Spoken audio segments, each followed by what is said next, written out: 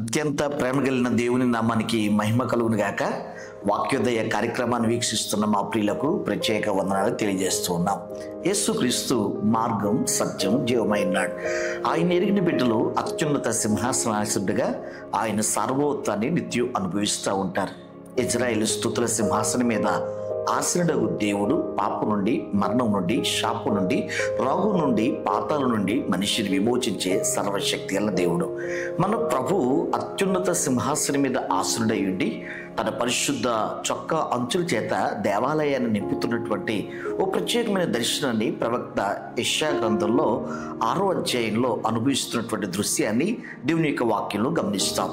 అవును, మన ప్రభు నిన్న నేడు నిరంతరం ఏకరీతిగా ప్రపంచాల మీద అధ్యక్షుడై ఆయన సింహాసనం మీద ఆసనుడై ఉండి యుగాలను జగాలను ఏలుతున్నవాడుగా మనం ఆయన గురించి ఎరుగుదాం. దేవుని సింహాసనం చాలా ఉన్నతమైంది. దేవుని సింహాసనం చాలా ప్రత్యేకమైంది. మానవ సింహాసనాలు కాలాన్ని బట్టి, పరిస్థితులను బట్టి మారిపోతాయి, కానీ ఆయన ఆధిపత్యం, అధికారం, సార్వభౌమత్వం నిత్యము ఎల్లకాలం ఉండేది. దేవుని సింహాసనం గురించి ఆలోచన చేసినప్పుడు పరిశుద్ధ గ్రంథం 3 విధాలుగా చెప్పటం మనం దేవుని యొక్క వాక్యంలో గమనిస్తాం. మొట్టమొదటిగా ప్రస్తుతం ఆయన సింహాసనం ఎలాంటిదో హెబ్రీ గ్రంథకర్త 4వ అధ్యాయం 16వ వచనంలో మనకు తెలియజేస్తాడు. కనుక మనం కనికరింపబడి సమయోచితమైన సహాయం కొరకు కృప పొందినట్లు ధైర్యంతో కృపాసనం వద్దకు చేరుదాం.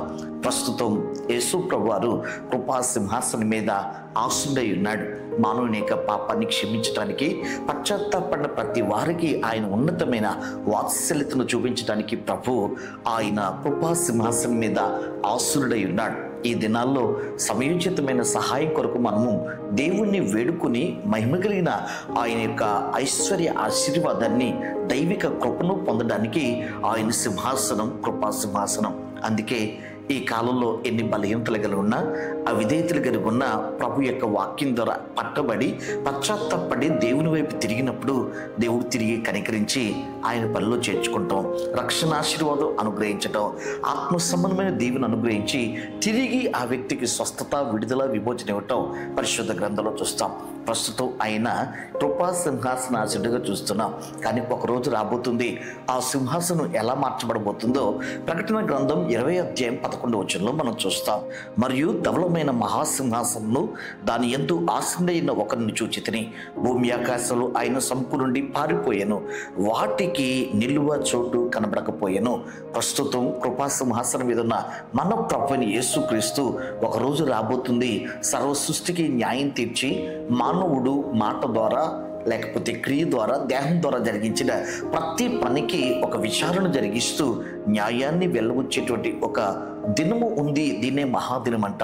ఈ దినమందు ప్రభు కృపాసింహాసనం మీద ఉండడు. రాజుల రాజుగా, ప్రభులు ప్రభువుగా ఆయన ధవల సింహాసనం మీద ఉంటాడు. పాపాన్ని పాపంగా, శాపాన్ని శాపంగా విడగొట్టి మంచివారిని చెడ్డవారిని ఆయన ప్రత్యేకపరిచే ఒక న్యాయ తీర్పు కలిగిన సింహాసనం. ఆ రోజున సేవకులైన, విశ్వాసులైన దేవుని యొక్క ఆ ప్రత్యేకమైనటువంటి తీర్పులోకి వస్తారు. ఆ సింహాసనం ఎదుట నిలవటం పర్వతాలకి, సముద్రాలకి సాధ్యం కాదు అని ఈ వచనం ద్వారా మనం అర్థం చేసుకుంటున్నాం.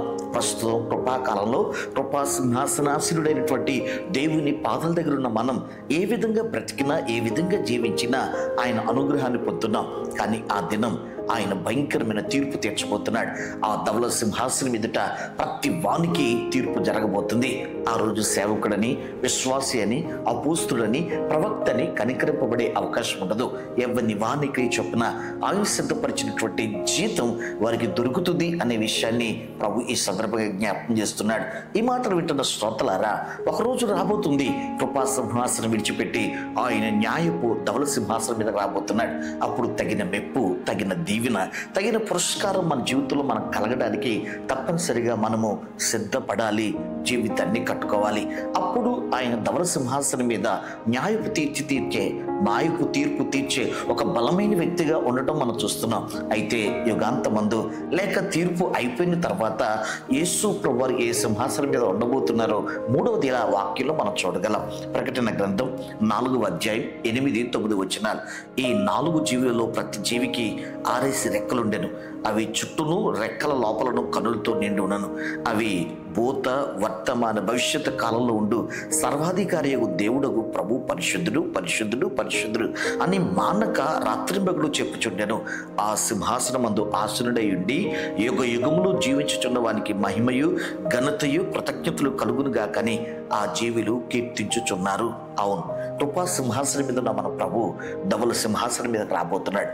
ధవల సింహాసనం మీద తీర్పు జరిగిన తర్వాత ఆయన యుగ యుగాలు శాశ్వతమైన అత్యున్నతమైన మహామహిమ కలిగిన సింహాసనం మీద ఆసనుడై ఉండి ప్రపంచం మీద ఆయన ఆధిపత్యం చేయబోతున్నాడు. మన ప్రభువే శాస్త్రం మీద అధికారిగా సర్వోన్నతమైనటువంటి అధ్యక్షుడిగా మారే క్షణాలు రాబోతున్నాయి. ప్రస్తుత కృపాకాలంలో ఆ మహిమ కలిగిన వాత్సల్య సింహాసనం మీద ఆయన ఆశుడై ఉంటుండగా సకల సమృద్ధి మనం అనుభవిస్తున్నాం. కానీ ఒక రోజు రాబోతుంది ఆయన ప్రతి వాని క్రియను బట్టి లెక్క తేల్చే ఆ పరిస్థితి పరిశుద్ధ గ్రంథంలో చూస్తున్నాం. ఆయన న్యాయపు సింహాసనం మీదకి వచ్చి తీర్పు తీర్చిన తర్వాత ఆయన శాశ్వతమైన అత్యున్నత అధికారం కలిగిన సింహాసనం మీద ఉండి యుగ యుగాలు పరిపాలన చేసే ఆ సింహాసనాన్ని పరిశుద్ధ గ్రంథం మనకి పరిచయం చేస్తుంది.